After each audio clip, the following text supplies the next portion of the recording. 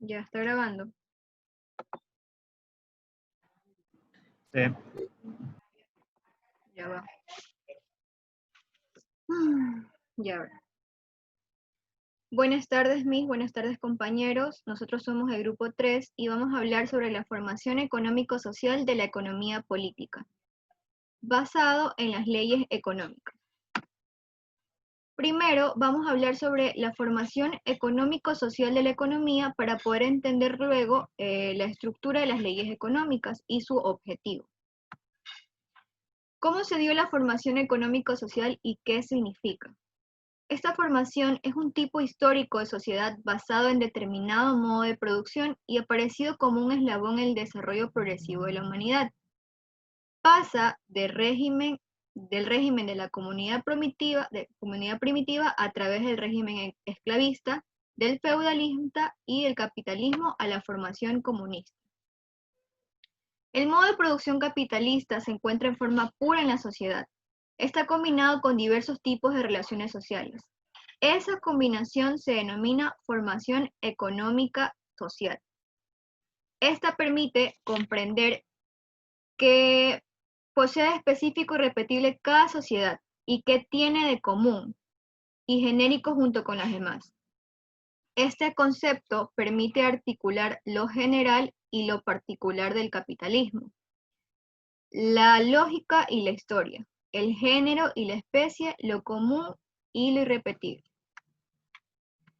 El concepto de formación económico-social se debe al marxismo y constituye la piedra angular de la concepción materialista de la historia.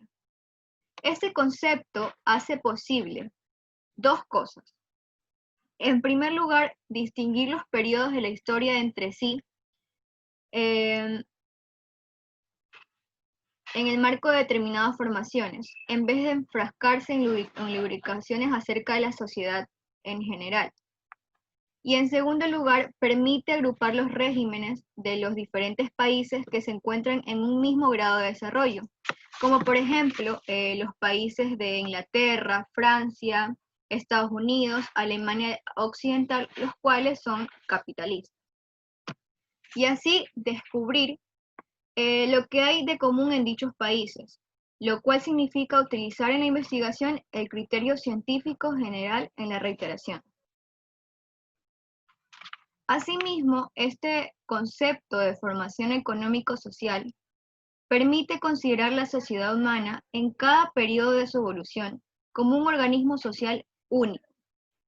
¿A qué me refiero con esto? Que incluye en sí todos los fenómenos sociales en su unidad orgánica y en su acción recíproca sobre la base del modo de producción. Las fuerzas productivas constituyen la base material y técnica de la sociedad, las relaciones de producción, su estructura económica o base. Cada formación económica social posee sus propias leyes de nacimiento y evolución. Al mismo tiempo, en cada formación actúan las leyes generales que concatenan las formaciones en el proceso único de la historia mundial. ¿A qué me refiero con esto? Me refiero a que a través de la formación económica social podemos ver cómo se forman las leyes económicas que rigen en nuestra sociedad. Desde el modo de producción esclavista, primitivo, hasta el que tenemos en la actualidad. De esta manera, estas leyes económicas nos permiten a nosotros como sociedad organizarnos de una mejor manera y cumplir nuestro objetivo como sociedad. ¿Y en qué se basa nuestro objetivo como sociedad? Se centra en el estudio justamente en el proceso económico de la sociedad, es decir, la forma en que los seres humanos organizamos la producción, la distribución, el intercambio y consumo de bienes. Para finalizar, termino con esta reflexión que nos permitirá entender lo que se viene más adelante. Toda sociedad, en cualquier época histórica, necesita producir riqueza, bienes para reproducirse. Desde el hombre primitivo hasta la moderna sociedad capitalista, el ser humano necesitó producir comida, ropa, casas, música, medios de transporte y comunicación, herramientas. pero lo hizo organizándose de maneras muy distintas. A esto me refiero con las leyes económicas. Estas leyes económicas nos permiten a nosotros como sociedad avanzar y desarrollarnos de una manera correcta. Asimismo, para poder nosotros comprender las leyes económicas, vamos a topar corrientes que se han visto a través de la historia y que han dado paso a las leyes económicas. A continuación, vamos a hablar sobre la corriente clásica.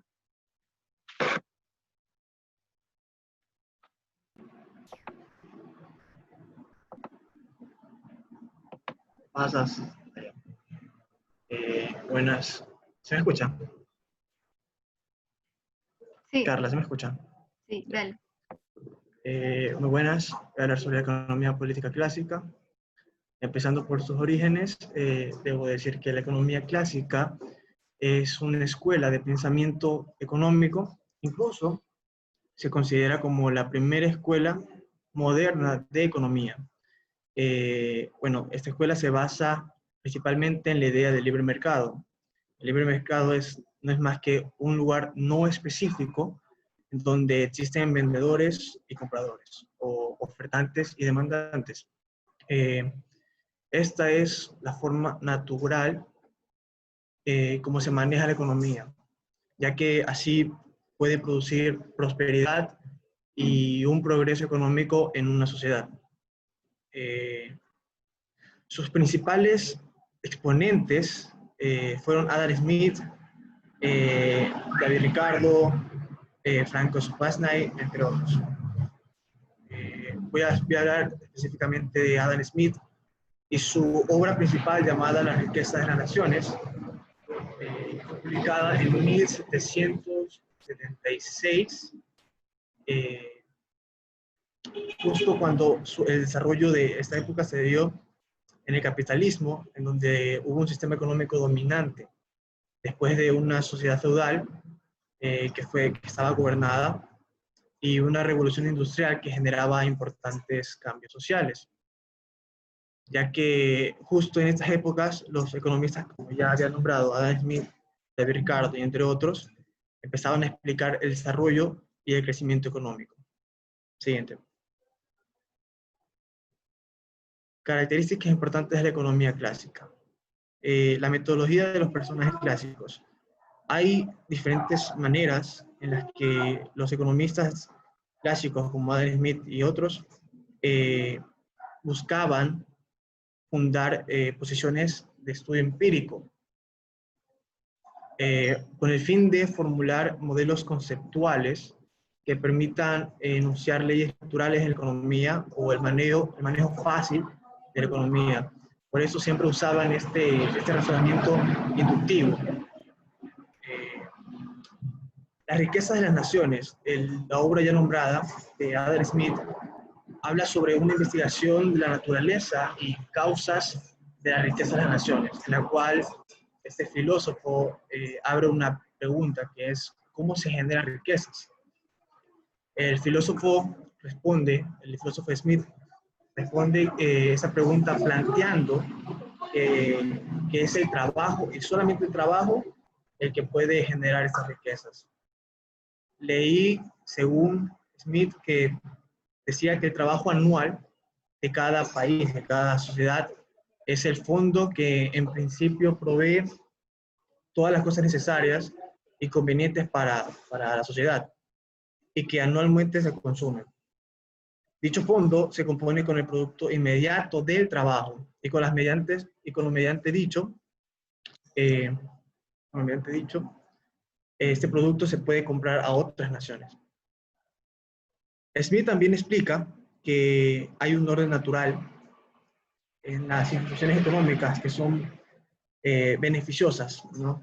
Como por ejemplo la división del trabajo, el crecimiento de ahorro, el equilibrio entre oferta y demanda, entre otros. La última característica es la mano invisible, que es una metáfora hecha por Adam Smith que señala que la economía del mercado es como una herramienta que tiene la capacidad para alcanzar un bienestar social máximo, mientras se busque intereses propios. Siguiente.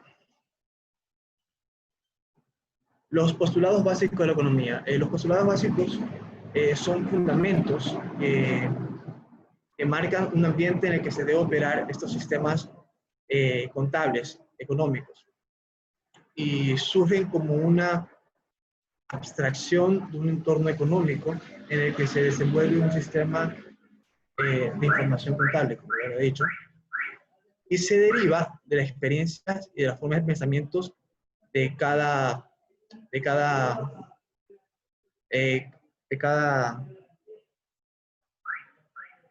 de cada económico social, de cada económico clásico, de cada personaje económico. Eh, Algunos postulados básicos de la economía son el libre mercado, que dará como resultado una asignación óptima de los recursos. El gobierno también no debe intervenir en el funcionamiento del mercado. Y el valor de un bien está determinado por la cantidad de trabajo que se utiliza para producirlo. Siguiente. Siguiente, por favor, Carla. Y en resumen, una crítica a la economía política, que sería que la economía clásica se basa en la idea de que el libre mercado es la forma natural en donde se puede producir esta prosperidad en una sociedad. Incluso el economista, perdón, David Ricardo, que también, como ya había dicho, es un economista clásico, había trabajado en esta obra principal de Adam Smith, en la que perfeccionaba esta teoría de que el trabajo es lo que se puede generar riquezas, y bueno, concluyó situando que, al igual que Smith, que el trabajo es un elemento clave, nada menos que una fuente de riqueza social. En este marco también aparecen dos aspectos teóricos, que es la economía política marxista, en la que varios compañeros van a hablar también, que explica las ganancias de los capitalistas en función de la explotación de clase trabajadora, y también la economía neoclásica, en la cual surge como una teoría que justifica relaciones sociales capitalistas. A continuación, mi compañero Moya. Gracias. Bien, yo voy a hablar sobre la economía política marxista. Siguiente. Bien, primero, ¿quién fue su principal fundador o el que inició esta política económica? Bien, su principal fundador fue el alemán Karl Marx, que fue un filósofo, economista, sociólogo, periodista, intelectual y militante comunista alemán de origen judío, quien, junto a Friedrich Engels, realizó una crítica profunda del análisis de la economía que habían realizado hasta ese momento.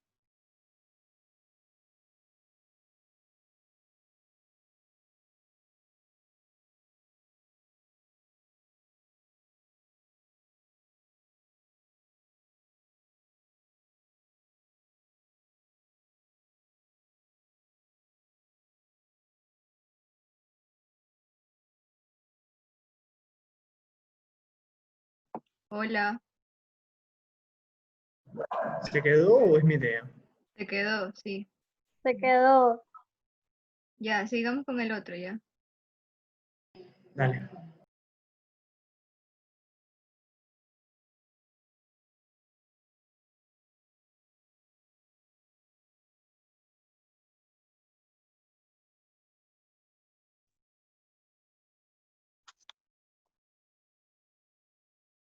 Ya estoy aquí.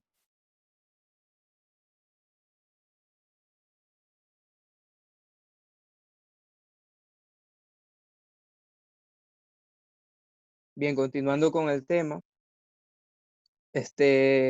como decía, perfeccionaron el método dialéctico desarrollado por G.W. Hegel para realizar una crítica superadora del análisis de la realidad que proponía la economía política clásica.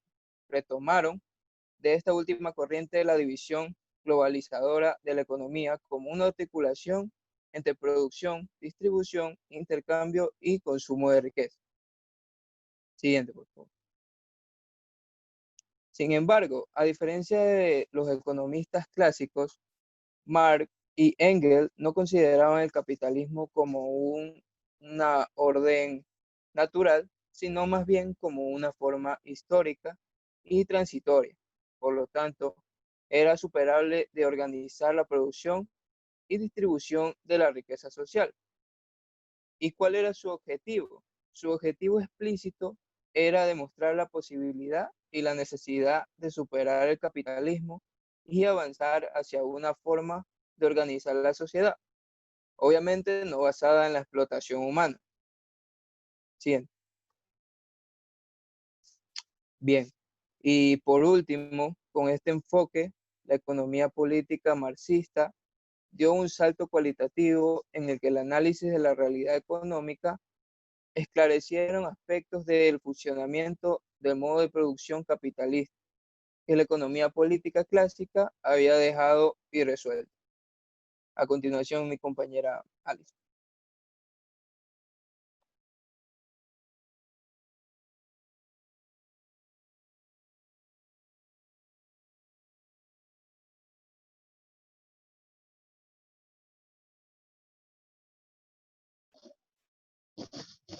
Alison, tienes el No se micrófono. escucha. Perdón. Buenas tardes. Mi tema a tratar es la corriente neoclásica. Bueno, esto inicia a finales de 1800 y a principios de 1900, ya que comienza a ejercerse una corriente del pensamiento sobre la economía. Y aparece la teoría económica, que esta rompe todo.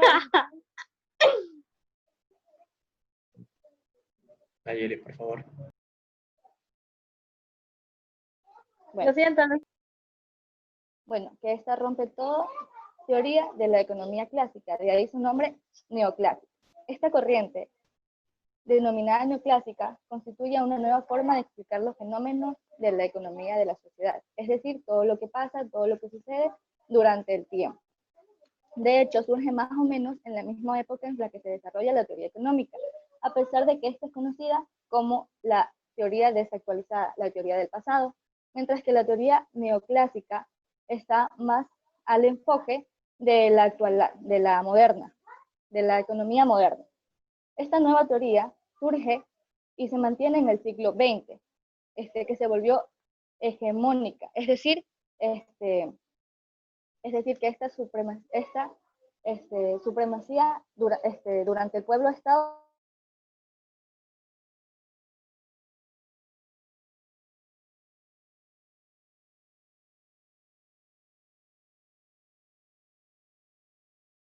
¿Se quedó?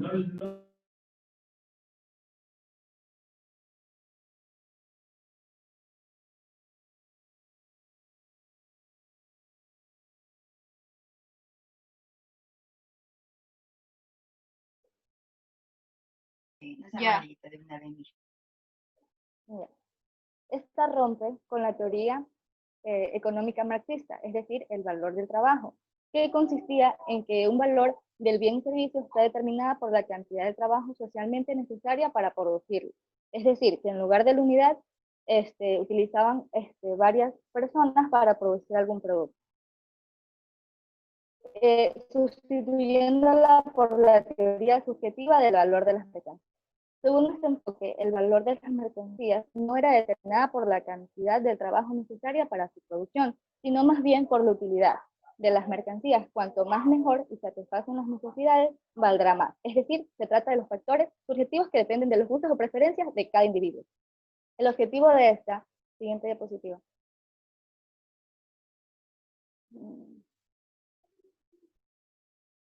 Carla. va a finalizar o qué. Carla.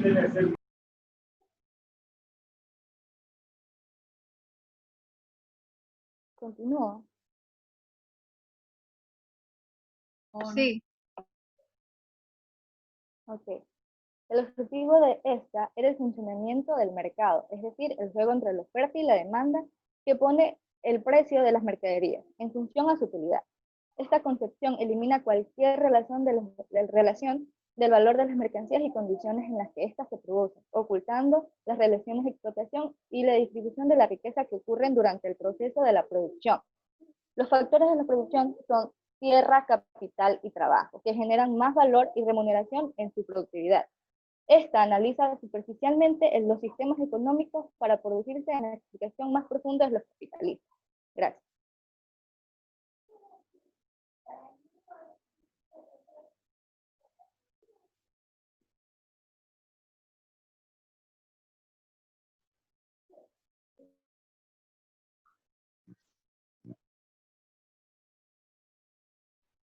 Leyes económicas. Definición. Como definición está, la ley es una guía, una orientación en la economía. Son muy importantes porque permite mejorar el estándar de vida. Es decir, son un conjunto de leyes que rigen la producción, la distribución, el cambio, el consumo de los bienes materiales de diferentes estadios de desarrollo de la sociedad humana. Como objetivo, expresan nexos, relaciones independientes de la voluntad y la conciencia de los hombres. Ejemplo, el hombre no puede crear, cambiar o eliminar leyes económicas, pero puede describirlas, conocerlas y utilizarlas en la sociedad. Siguiente. Clasificación. Leyes universales. Rigen en todas las etapas del desarrollo de la sociedad. Ejemplo, la ley de la elevación de la productividad del trabajo. Leyes particulares. Rigen en varios modos de producción. Ejemplo, la ley del valor, la ley de producción mercantil que actúan en la sociedad. Leyes específicas rigen a lo largo de la fase del desarrollo de la sociedad. Ejemplo, las que no tienen vigencia en el modo capitalista de producción, únicamente la última fase, es decir, el imperialismo. Siguiente. Diferencia con las leyes de la naturaleza. Una de las diferencias más importantes son las leyes naturales, son eternas. Por lo tanto, hay pocas leyes económicas que actúan permanentes. Otra diferencia es que radica en el hecho de que las leyes económicas, como todas las leyes del desarrollo social, no existen en el margen de la actividad productivo-social de los hombres y se manifiestan solo a través de la misma. Siguiente. Interrelación dialéctica. La acción de las leyes económicas universales en las condiciones históricas concretas está condicionada por las particularidades específicas de los diversos modos de producción. Por ejemplo, la ley de la elevación constante de la productividad del trabajo de carácter universal en las condiciones del socialismo persigue como objetivo final la satisfacción cada vez más creciente de las necesidades del pueblo, que constituye el contenido de la ley económica fundamental del socialismo. Gracias.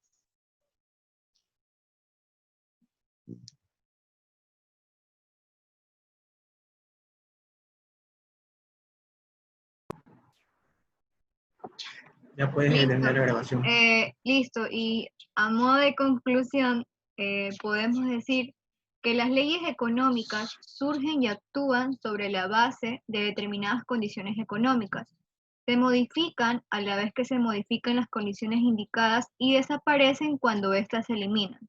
Como ya lo mencionó mi compañera, el hombre no puede crear, cambiar o abolir leyes económicas. Sin embargo, puede descubrirlas, puede conocerlas y utilizarlas en provecho de la sociedad, como lo ha realizado desde el inicio de los tiempos hasta nuestra actualidad. Es por esta razón que las leyes económicas son importantes, ya que rigen nuestra sociedad y nos permiten a nosotros desarrollarnos y avanzar de manera correcta. Muchas gracias. Ya puedes detener la grabación.